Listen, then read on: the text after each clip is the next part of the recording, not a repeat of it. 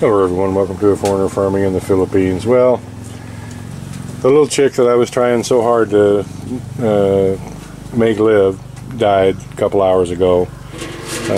We're moving the rest of the chicks out. I did everything I could for that little guy.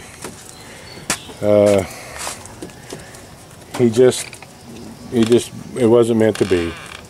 Come on, dogs. Hey, come on. Come on. Come on. Go ass. Go on. Go on.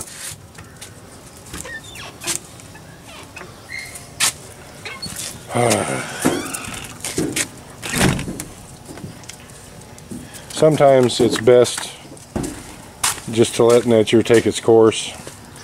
There's no way that little chick would have survived if he'd been born naturally to a mother. They're really hard to foster, and I really had that chick under intensive care, feeding it, watering it, keeping it warm, trying to do everything I could for it, but sometimes you just can't do it. So even though you get to a point where you want to see everything live, sometimes it's just out of your control. I took it out of its little straitjacket yesterday for a couple hours. One of its legs was okay, sort of. Was able to keep it under it. But the other one, in just a few minutes, was stuck right out straight behind it. And then a few hours later, right before I put it back in its little straitjacket again, the other leg had gone out straight. So it really wasn't, binding its legs wasn't really helping it either. I need to find a lock. You find that door doesn't have a lock? No lock. Anyway, we've just moved these little fellas down here. They're already finding the feed. This door never had a lock? Or just fell off? Never had. Never had? Yeah, because we only use this to... Oh, okay. We've never used this one for anything other than storage. And this one doesn't have one either.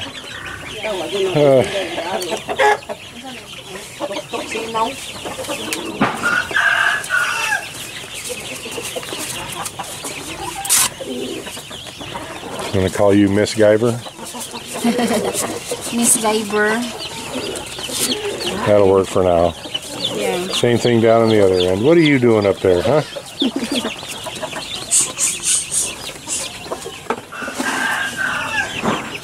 These little guys here need some more feed.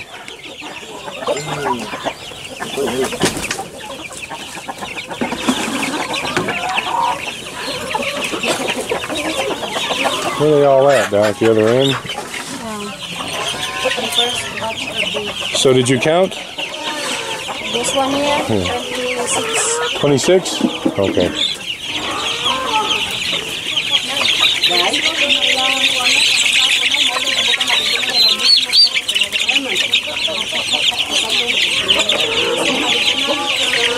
These guys here are getting wild.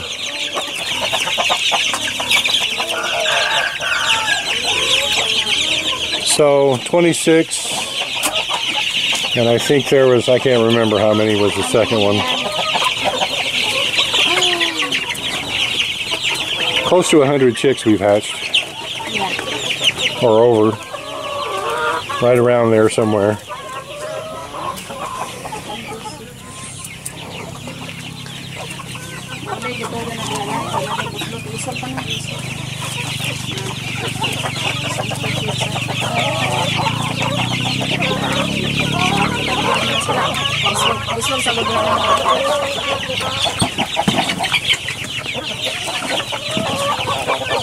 Constant's taking good care of them.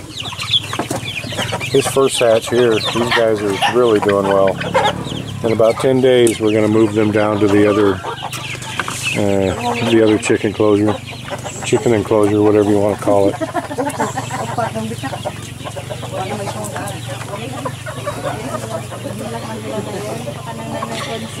How you doing, lady?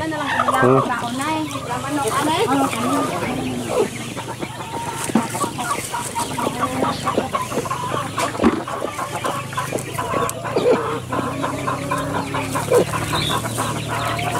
need to use your, see that one's already disappearing? Yes. You use your black felt tip marker and just put a circle all the way around them like this. Okay. Or all the way around, just all the way. Because this one will be completely worn off in a couple days and you won't be able to tell, then we'll think this is a fresh egg. I can see all the little X's you've put on them. What are you thinking, lady, huh? You're very patient letting me mess with you like this. Yeah, you are. So this is one that you had marked or no? Yeah. It is? All right. Well, she doesn't have any strays under that I can tell, but it needs to be a much bigger mark so you don't have to stand here, especially Consing, because Consing, going under there and looking at her eggs, this is just about eye level for Consing. And she's a nice temperament hen, but you never know. Yeah. And she can peck you really fast, and right in your eye, I don't think Consing would like that much. So put a nice big mark on it just so Consing can go like that and look at a glance and see what's going on in there. You're a very good hen. Yes, you are.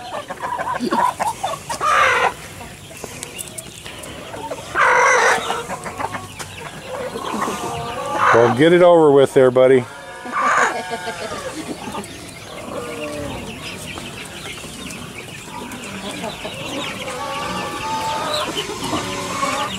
All right, well, all in all, it's going well. You win some, you lose some. This has been an up and down day with Petunia, and then the other pig having her piglets. It's kind of the life on the farm. Overall, things are going well. I was coming down here to make sure the guys weren't working in the rain, and they beat me to it. So this is the wood that was cut for the forms. That one's already split out. Anyway, we're going to build forms for the sides of these pits. That one right there won't need them that much, but this one here definitely will, because I think they pulled most of the dirt from this center one to fill up the other pits.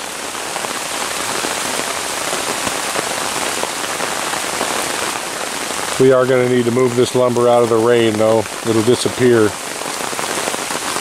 We had some poles cut down here, sitting here just like this. I don't know how many, but they walked off. So I'm going to have Tatai come down and get this wood out of here.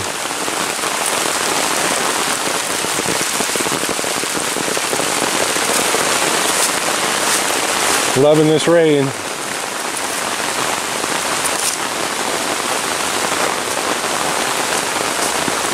All the plants are loving it too.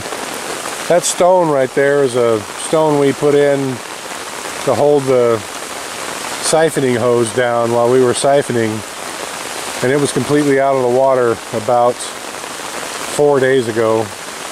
So since we've had the pump going and this few little rains, it's a big rock. This pond has come up 4 or 6 inches, give or take.